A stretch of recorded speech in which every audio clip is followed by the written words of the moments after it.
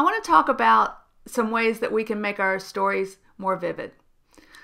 I was reading an article recently, and it discussed the research that you've probably heard, where if you read a sentence that says, he kicked the ball, or she grabbed the armchair, it activates in our brains, in the motor cortex, the same parts that are activated if we had actually kicked or grabbed something. So this research goes further and talks about how sensory descriptions will activate those same parts of the sensory cortex. For instance, if you say someone has a velvet voice, it's not just the auditory, but it's also the tactile part of our sensory cortex that's activated. If someone has leathery hands, it's not the same as when you say strong hands. That's just one channel. If you say leathery hands, you end up with the auditory, the tactile. The descriptors start to excite different parts of our sensory cortex than if we just stuck with, she has a good voice or a beautiful voice. A velvet voice starts to activate tactile as well as auditory. So I was thinking that we could mix some of our sensory descriptors.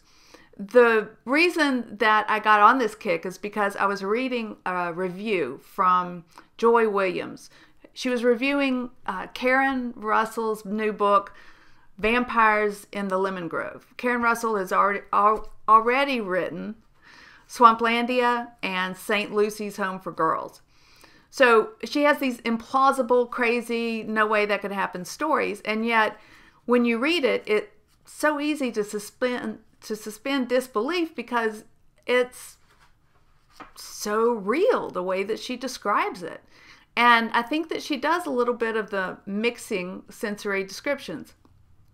So for instance, one description she described bats as a chandelier of furry bodies, heartbeats wrapped up in wings the color of rose petals or corn silk. I can see that. Now, Joy Williams actually got caught up in the kind of language that Karen uses when she said, blindfold her and make her compose wearing only mittens with Red Bull and those little orange mandarin things as sustenance. Step back and watch what happens. It's infectious. Maybe it's something that will start you thinking along the lines. It could be a obnoxiously loud green, or maybe you wake up with an orange feeling, sort of juicy and light and fresh. I'm not sure what it's going to be, but think about it. Mix some of your sensory descriptions and see if it doesn't make things more vivid. Have fun with it.